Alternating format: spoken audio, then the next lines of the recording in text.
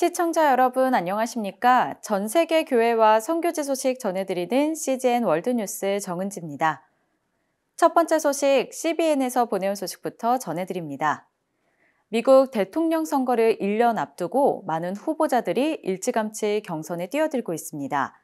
그 가운데 론 드산티스 플로리다 주지사는 공화당의 유력한 대선 후보로 거론되고 있습니다.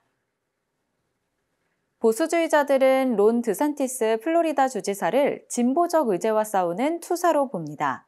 I don't think there's any elected official in the country who's not only stood up for the values that we all share, but has actually beat the left back on these things. 차기 대통령을 꿈꾸는 론 드산티스 주지사는 가톨릭 가정에서 자랐습니다. So I'm a working class kid. I mean, my mom's from Youngstown, Ohio. My dad's from Western Pennsylvania. I think that they were very clear about what I needed to be doing for my obligations. You know, do well in school, make sure you're in church every Sunday, make sure you're working around the house. You're not going to get anything handed to you. 그의 부모가 가르친 삶의 철학은 엄격한 가톨릭 학교에 다니면서 공고해졌습니다. Well, I think by and large I liked it, but again, I think the things that I didn't like about it were because they were doing the right thing by making sure that we were disciplined and making sure that we were, you would pray every day. Some of the nuns were very strict about what your obligations were. And again, as a young kid, maybe not the most fun at the time, but I think was the right approach. 그 훈련과 노력은 그를 리틀리그, 고등학교, 그리고 예일대학교까지 이어지는 야구 선수로서의 성공으로 이끌었습니다. 다른 빛나는 성과들도 뒤따랐습니다.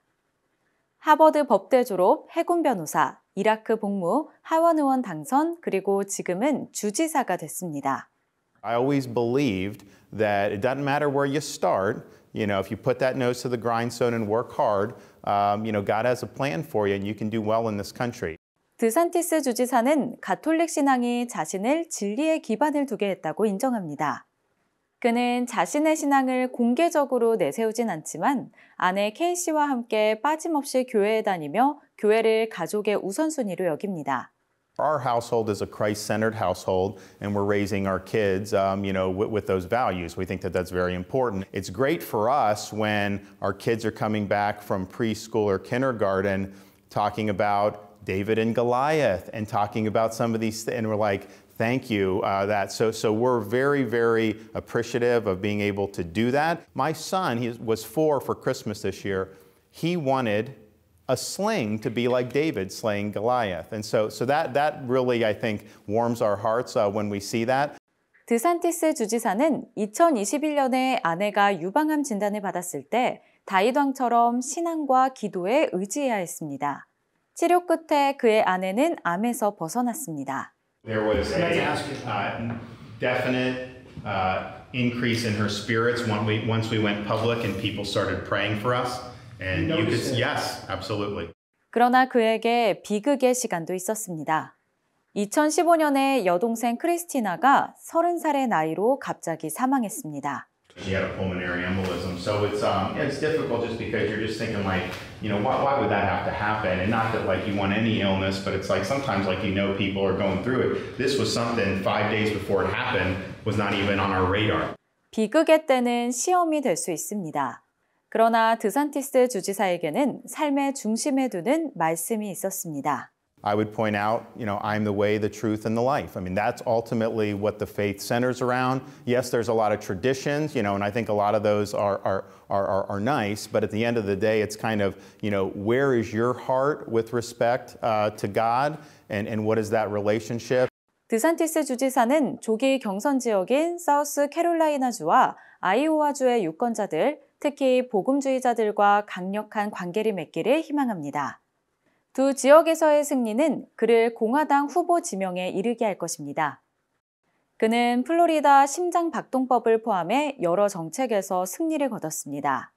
드산티스 주지사는 트럼프 전 대통령과 자신의 차이점을 언급했습니다. While I appreciate what the former president has done in a variety of realms, he opposes that bill. He said it was, quote, harsh to protect an unborn child when there's a detectable heartbeat. I think that's humane to do. 그는 트럼프 전 대통령이 플로리다 심장박동법과 관련해 아무런 언급이 없었다고 지적했습니다.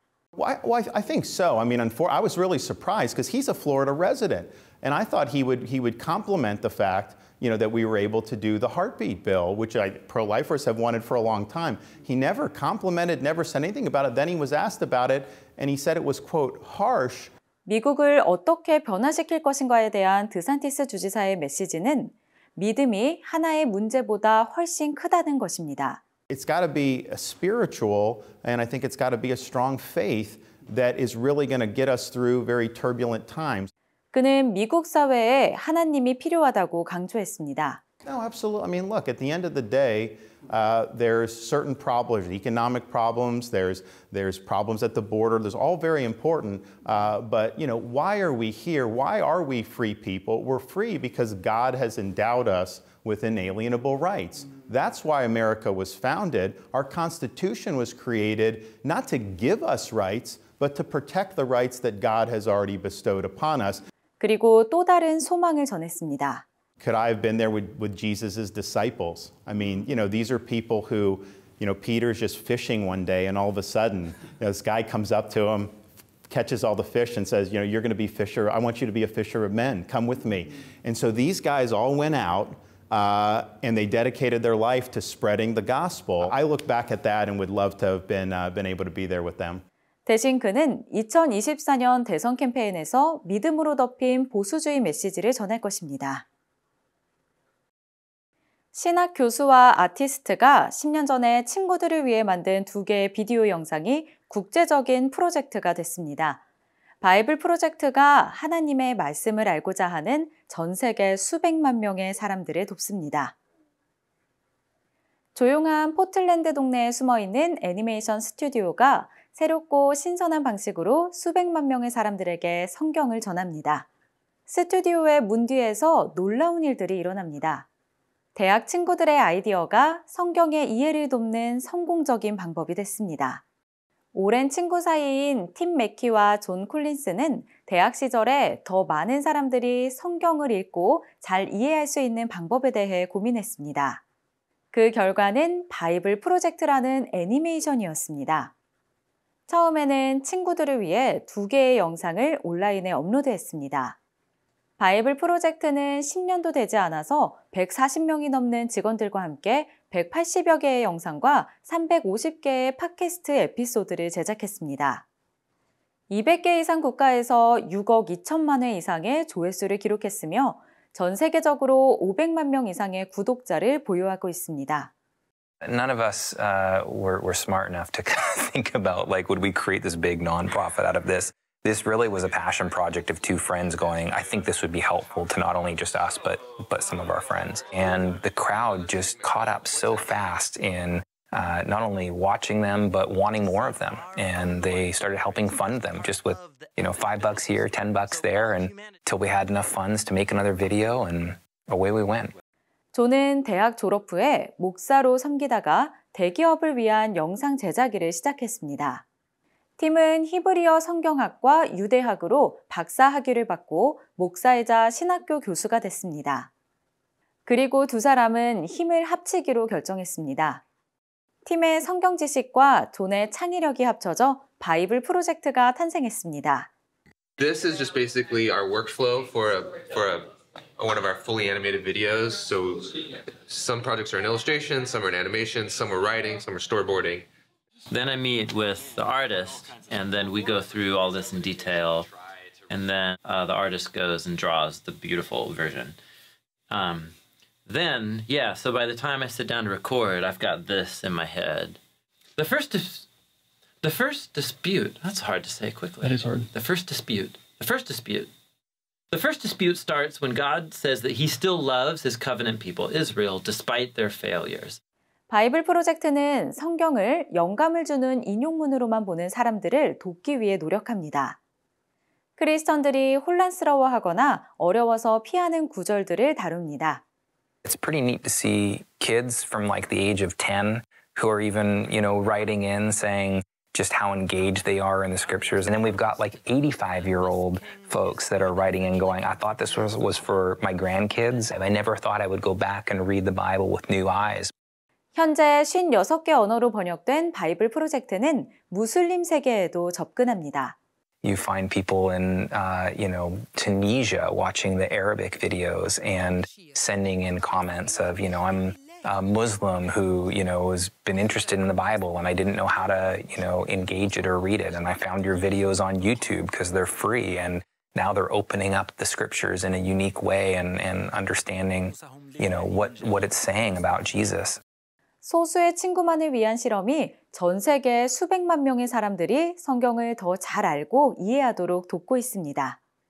One thing we think God is doing is that He's helping people see the Bible as a really important part of their life. And our contribution to that is helping people see the Bible through this paradigm of biblical theology, where you appreciate the Bible in its literary design, and you understand the Bible as a story, and you see how that story leads to Jesus, and then it just makes things, it's falling apart. It makes things more meaningful. 바이블 프로젝트는 하나님의 말씀에 대한 놀라운 이야기를 계속해서 전해갈 것을 다짐했습니다. AI가 인류의 잠재적인 위협이라고 주장하는 전문가들이 있는 한편 복음 전파의 도구가 될 가능성에 주목하는 기독교 단체들이 있습니다. 인공지능 활용의 위험과 이점을 알아봅니다. AI 산업의 최고 경영자들 일부는 미래의 발전이 언젠가는 인류에게 위험이 될 수 있다고 말합니다. 이 때문에 AI 안전센터와 같은 단체들은 이제 책임감 있는 기술 개발을 위한 조치를 해야 한다고 경고합니다. We can enjoy the positives if we bring AI development to a more cautious risk level. 경영진들은 AI의 급속한 발전으로 수백만 개의 일자리가 사라지고 챗 GPT와 같은 언어 기술의 비약적인 발전으로 프로파간다와 허위 정보를 악의적으로 퍼뜨리는 데 사용될 수 있다고 염려합니다. 기독교 단체들은 기술의 발달이 선교사들에게 위험을 초래할 수 있다고 주장합니다. 실 인터내셔널의 존 허스트는 기독교 적대자들이 사역과 사역자들을 해치거나 방해하는데 AI를 사용할 수 있다고 말했습니다. A government could create an AI-based thing that has one of our missionaries saying something against the government and post it on social media. And then you're going to have to assess, did they really say that? If they didn't say it, how do we combat it? How do we respond to that? 첫 번째 전략은 사역단체들이 신원을 확인하는 시스템과 프로세스에 있어서 협력해야 하는 것입니다. 미국과 캐나다 사역단체들과 교회들의 연합체인 미시오 넥서스의 테드 에슬러 회장은 AI는 우리 생활의 일부이며 대단한 잠재력이 있다고 봅니다. The genie's not only out of the bottle, but at this point, I don't see us turning back. I don't see missionaries being automated anytime soon, but the many applications that are going to be available to us really has created this new wild frontier, and its impact is going to be huge. 기독교 사역에 있어서는 한계 없는 기회를 의미합니다. 예를 들어 성경 번역가들은 이미 AI를 사용해 성경 번역 작업의 속도를 올리고 있습니다. 온라인 챗봇은 4,000개 이상의 언어로 된 성경과 기독교 자료를 안내하는 데 사용되며 문화적 의사소통 장애를 극복하는 데 도움을 줍니다. The ability to go from one language to another, the barriers are quickly being reduced. Interacting between languages in ministry work, whether it's church planning, discipleship, planning meetings, all these things, is going to go through some fairly dramatic pivots and shifts over the next few years. 이에 허스트를 비롯한 사역단체의 리더들은 AI 기술 혁명 뒤에 누가 있는지 초점을 맞추는 것이 중요하다고 강조합니다.